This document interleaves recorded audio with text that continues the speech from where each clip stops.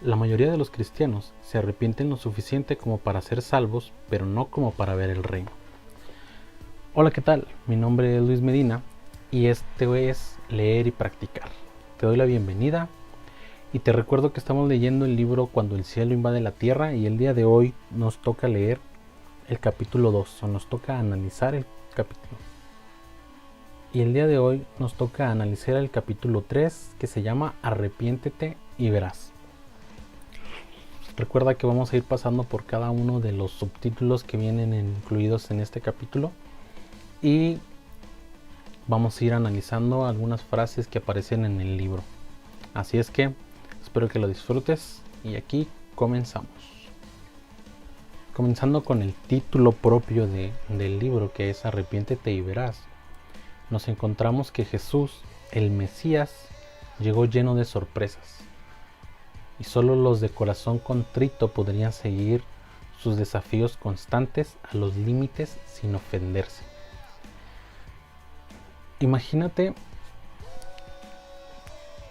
que es tu cumpleaños y esperas un regalo especial. Esperas que te den algún regalo que siempre has esperado, algún objeto, alguna cosa, alguna ropa inclusive que siempre has deseado o que deseaste que te pudieran regalar en esa ocasión, y que cuando llega ese regalo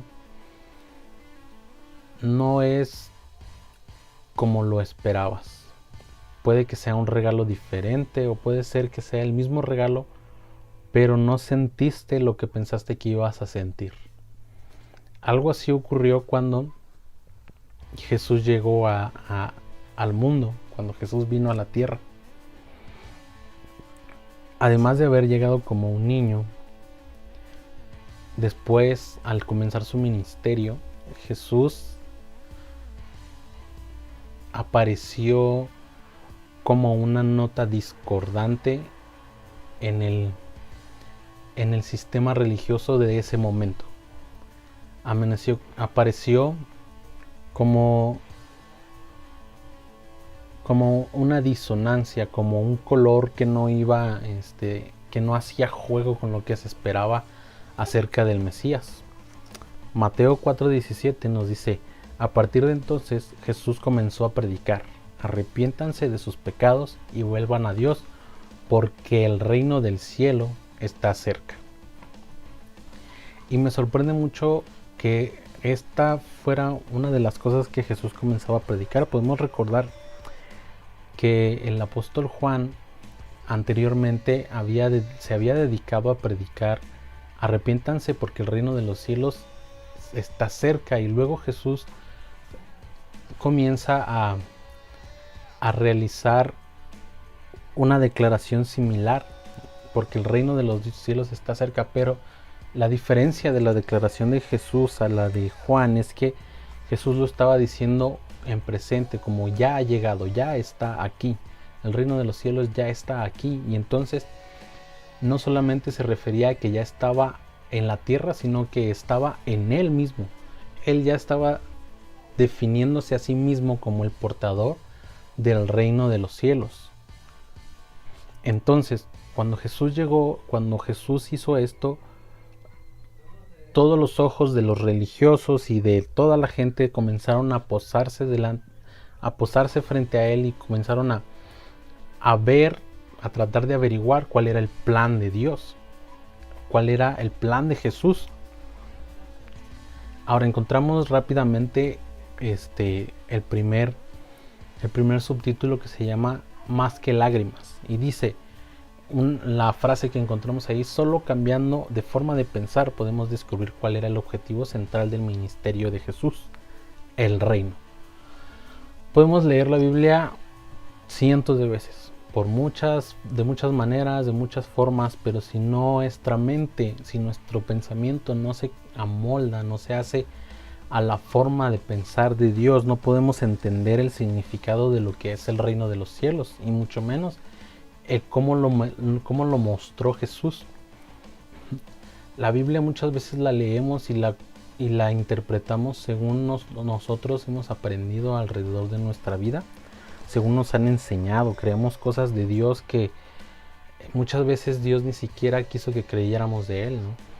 Pensamos cosas como que Dios nos manda enfermedades, como que Dios crea problemas, como que Dios no trae soluciones, cuando la realidad es completamente diferente, ¿no? La verdad es que el propósito central de Dios siempre ha sido el reino. Así que cuando nosotros hablamos de Jesús, no era solamente que Jesús iba a manifestarse, ¿no? Sino que su propósito iba a ser siempre manifestar el reino de los cielos. Y lo dice aquí en el capítulo en este capítulo donde el arrepentimiento es más que lágrimas.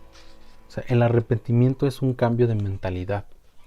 El arrepentimiento es un cambio de pensamiento, es dar una vuelta de 180 grados de lo que yo creía a lo que Dios cree acerca de las cosas, lo que Dios piensa, lo que Dios dice acerca de algo. Entonces esto es como dar una media vuelta, y este es el segundo subtítulo que aparece en este capítulo. Es dar una media vuelta. La fe es tanto la coronación como el camino que lleva al arrepentimiento. Creer en algo no solamente es pensar que no tiene fallas o que es invencible o no sé, cualquier cosa que nosotros pudiéramos pensar. En realidad, la fe es la manera en que nosotros llegamos al arrepentimiento, porque creer que lo que Dios dice es verdad es la única manera en que nosotros vamos a poder dar media vuelta y decir, ok, entonces ahora voy a cambiar mi decisión y voy a empezar a caminar conforme al deseo de Dios, conforme al amor de Dios. Pero frente a esta fe hay algo que se conoce como el pecado oculto, y el pastor Bill Johnson nos enseña esto. El pecado oculto es el talón de Aquiles de la iglesia en esta época.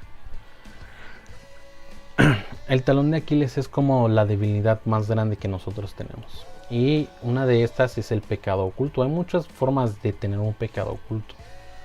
Hay muchas cosas que nosotros no consideramos pecado y que aún la Biblia dice que podrían ser pecado o que son pecado, ¿no? Hay una parte en la Biblia que dice que el que sabe hacer lo bueno y no lo hace le es tomado por pecado, pero no solamente es la cuestión de pecar y de estar condenados ahora a sufrir las consecuencias de nuestras fallas, sino que el no estar dispuesto a poner delante de Dios este pecado oculto se transforma en la debilidad más grande de la iglesia, porque estamos acostumbrados a pensar que la iglesia es un lugar donde la gente va porque no tiene problemas, porque no tiene dificultades, porque no sé, hay canciones bonitas, porque hay una enseñanza muy bonita y se siente muy bonito, la paz y la tranquilidad, hay buena vibra incluso.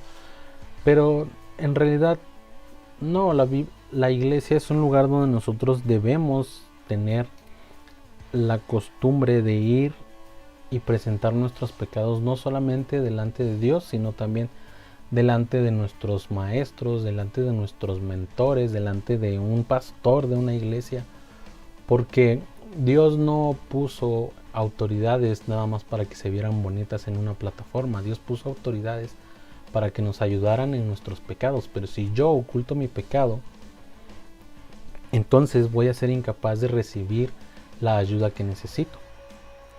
Entonces, otra frase que tiene aquí es: el arrepentimiento no está completo o no es completo si no visualizamos su reino.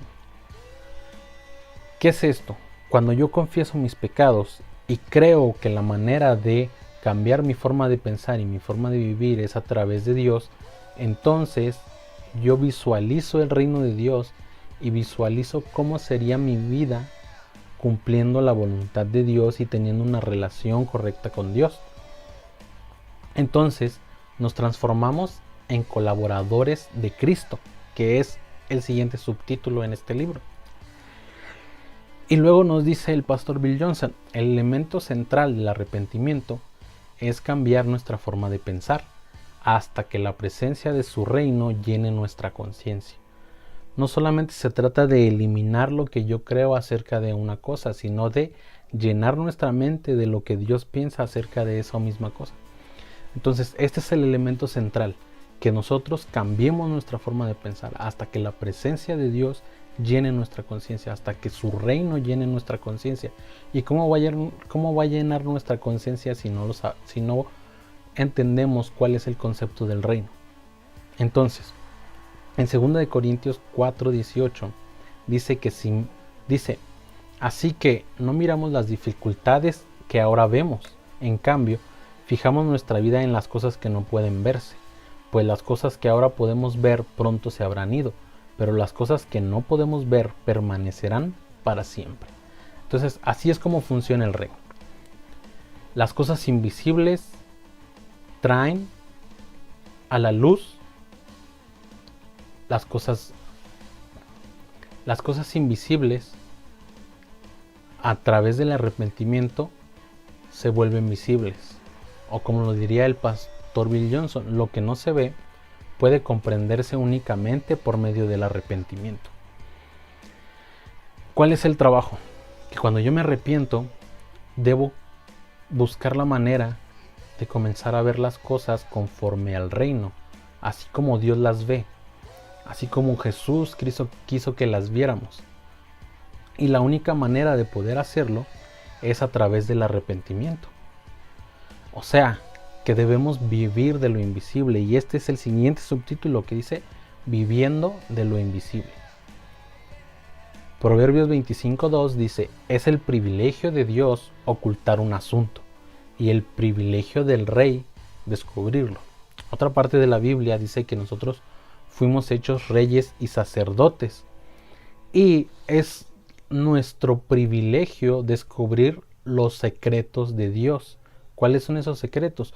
Lo que Él inspiró a que se escribiese en la Biblia, lo que Él nos inspira a nosotros cuando estamos en su presencia, cuando oramos, cuando pasamos un momento de intimidad con Él, nosotros podemos recibir el privilegio de descubrir las cosas que están escondidas en Dios. Pero algunas cosas solo las descubren los que están desesperados. ¿Alguna vez has perdido algo que querías tanto y no podías dejar de pensar en eso? Y tengo que encontrarlo, y tengo que encontrarlo, y tengo que encontrarlo. Y al estar tan desesperado por encontrarlo, en realidad buscaste hasta en los lugares en los que nunca te hubieras imaginado ponerlo, porque tenías que encontrarlo. Y esto es lo que dice el pastor Bill Johnson. Algunas cosas solo las descubren los que están desesperados.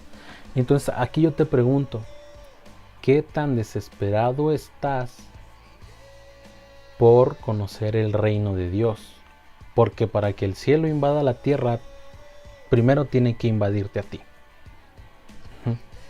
¿Y qué tan desesperado estás tú para ser ese canal por el que Dios manifieste su reino hacia otras personas?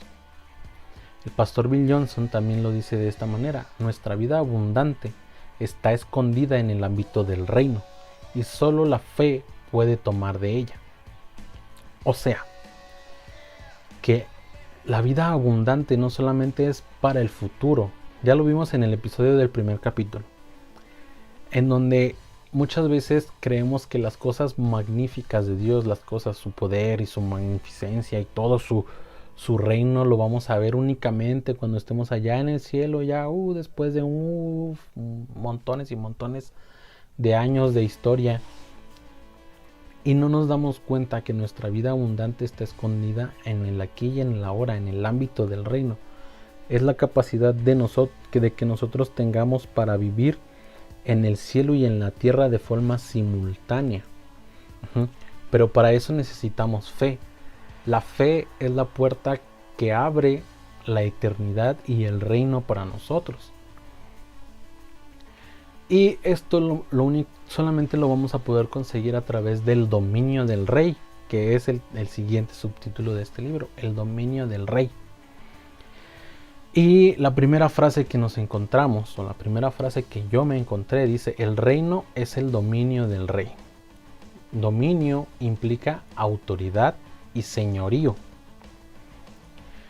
Jesús vino a ofrecer los beneficios de su mundo a todos los que se someten a su gobierno. Y su dominio se concreta cuando lo que sucede aquí es como en el cielo.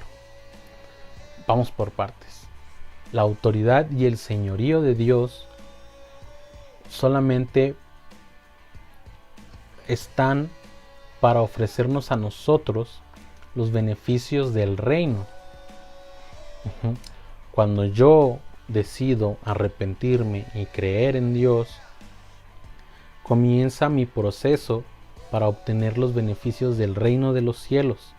¿Cómo? Conforme yo me voy sometiendo a la voluntad de Dios. Y no hablamos de sometimiento en términos estrictos como una ley, como un soldado que está en la guerra, sino hablamos de sometimiento como lo explicó Pablo en alguna de sus cartas, que es a través del amor. Cuando nosotros amamos a alguien, cambiamos nuestra forma de pensar y nuestra forma de vivir en beneficio de la persona a la que amamos. Y entonces cuando nosotros nos sometemos al gobierno de Dios es a través del amor, el amor que nosotros tengamos hacia Dios, pero más a través del amor que Dios ha tenido hacia nosotros, enviando a Jesús para morir por nosotros. Cuando yo dejo que mi amor por Dios y su amor por mí trabajen, entonces yo comienzo a someterme a la voluntad de Dios sin sentir que es una carga. Y entonces en mi vida las cosas comienzan a pasar como aquí en la tierra, como si fueran en el cielo. Si yo tengo una enfermedad, la puedo sanar, o puedo sanar porque en el cielo no hay enfermedad. Si yo tengo problemas económicos, los puedo restaurar porque en el cielo no hay problemas económicos. Y voy a ir aprendiendo a través de someterme al gobierno de Dios, cómo funciona la economía que Dios tiene en su reino, cómo funciona la salud que Dios tiene en su reino, cómo funciona cada uno de los aspectos de mi vida en el reino, cómo funcionaría cada uno de los aspectos de mi vida en el reino. Y entonces, conforme me voy sometiendo a la voluntad de Dios, mi vida se comienza a hacer en una impresión de lo que sucede en el cielo, sucede en la tierra. En el siguiente subtítulo hablamos de el sermón más sublime. Seguramente ya te imaginarás cuál es. El sermón del monte, que se encuentra desde Mateo capítulo 4 hasta Mateo capítulo 7. Una de las enseñanzas más largas de Jesús. Y este pastor nos hace una sugerencia de cómo leeríamos nosotros estas bienaventuranzas, sobre todo en el capítulo 5, de una forma en la que nosotros podamos entender que nuestra felicidad viene de pensar en nuestra vida como en el reino. Como lo dice el pastor Bill Johnson, las bienaventuranzas son en realidad las lentes a través de las cuales se ve el reino. Es la forma en la que nosotros podremos ver el reino con mejor claridad, las bienaventuranzas. Si yo veo las bienaventuranzas, si yo las leo, es un muy buen resumen acerca de lo que ocurre en el cielo, pero para eso necesito ser humilde. Necesito decir, Dios, necesito pensar que me es necesario conocer cómo es el reino, cómo es Dios, cómo funciona, para que no vea yo las ordenanzas de Dios como una ley tajante y que si no la haces te vas a ir al infierno y puede que muchas de esas cosas sean ciertas, pero no es el propósito principal del reino. El propósito principal del reino es acercarnos a Dios, y si lo que yo pienso de Dios me aleja de Él, entonces va en contra del propósito del reino. Y ahí es donde el pastor Bill Johnson dice que la gracia difiere de la ley en que el favor llega antes que la obediencia. Es lo que yo te decía. Primero Dios nos perdona, primero Dios nos ama y luego nosotros a cambio de eso le damos amor y obediencia. Pero esta obediencia ya no está ligada a que si no lo hago Dios me va a castigar, sino más bien que está ligada al que lo hago porque amo a Dios. Ajá. Si yo me enamoro de alguien, yo voy a comenzar a investigar qué es lo que le gusta, qué es lo que le agrada, para que yo pueda vivir en la manera en la que le sea yo agradable a esa persona. Probablemente a estas alturas de la historia ya se haya perdido mucho de esto, porque mucha gente está acostumbrada a buscar su propia voluntad, pero eso no significa que Dios haya cambiado en este aspecto. Primero nosotros recibimos el perdón, primero nosotros recibimos el amor de Dios, y a cambio Dios espera ser amado y ser obedecido, pero desde el amor. Y entonces, una vez que nos arrepentimos, amamos a Dios y lo obedecemos, el dominio se hace realidad. Y este es un subtítulo más: el dominio hecho realidad. Y aquí hay que entender primero, el mundo invisible tiene influencia sobre el visible. Lo que ocurre en el cielo tiene influencia en el mundo visible, no importa si es bueno o es malo. Ajá. Entonces, la eternidad influye mucho en lo que ocurre aquí en la tierra, y nosotros debemos tener la capacidad de acceder a las cosas buenas del reino de los cielos que Dios tiene para nosotros. El Salmo 103, versículo 19 dice que el Señor ha hecho de los cielos su trono y desde ahí gobierna todo. Dios está sentado en su trono, pero no está sentado como el señor que se sienta a ver la televisión. Él está observando. Y no está observando para castigarnos a todos, sino está observando y está buscando a alguien que esté dispuesto a obedecerle. Alguien que esté dispuesto a encender la luz. Y entonces esto se transforma en una competencia de la luz contra la oscuridad. Si tú entras a un cuarto oscuro y enciendes la luz, no vas a ver que el foco o que la luz que sale del foco o de la lámpara, no los vas a ver luchando y como que no le gana la luz y como que sí, como que la oscuridad quiere quedarse y como que no, solamente que el foco esté hundido. Pero en realidad la pelea de la luz contra la oscuridad ya está ganada.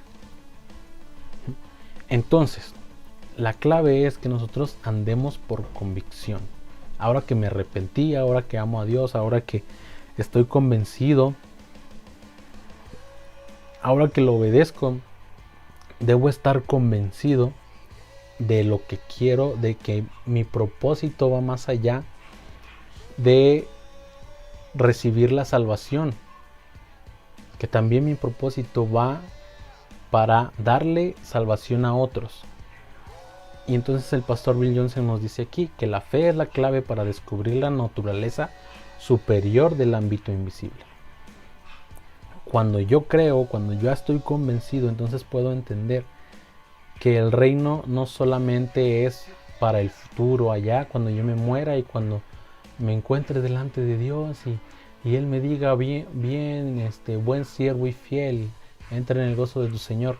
No, sino que es para vivirlo ahora mismo. Y hasta aquí es donde termina este capítulo, el capítulo 3. Es donde nos recuerda esta parte, que podamos entender que el don de Dios es descubrirlo. Nosotros debemos descubrir la manera en la que Dios quiere que nosotros traigamos el reino de los cielos a la tierra. Pues esto ha sido todo por esta vez. Espero que te haya gustado. Espero que sea útil para tu vida y espero que si ya tienes este libro lo puedas estar leyendo junto conmigo. Puedas estar analizando el libro de una forma diferente y no solamente leyéndolo y hasta que se termine, sino que puedas ir aprendiendo a leer más allá de las palabras que están escritas en él, poder entender mucho más poder cambiar tu mentalidad, como lo vimos en este capítulo. Si te gustó este episodio, puedes seguirme en mis redes sociales, en Facebook, Instagram, Twitter, como Luis Medina SC311. Si aún no tienes este libro, te voy a dejar en la descripción de este episodio los enlaces para que puedas ir a comprarlo. También, si nos estás escuchando en YouTube, en el primer comentario, en el comentario fijado, vas a encontrar ahí los links para que puedas ir a comprar este libro y también para que puedas ir a seguirnos a nuestras redes sociales. No olvides visitar la página proyectoalfablog.com. Ahí estamos subiendo algunas reflexiones, algunas recomendaciones de otros libros que también después vamos a ir viendo en estos episodios de este podcast y ir analizándolos para que podamos aprender a leer de una mejor manera los libros. E incluso si no se te hace fácil forjar el hábito de la lectura, que podamos nosotros acompañarte a ti en esta aventura de crearte un hábito de la lectura. Pues mi nombre es Luis Medina y nos vemos nos escuchamos en el próximo episodio.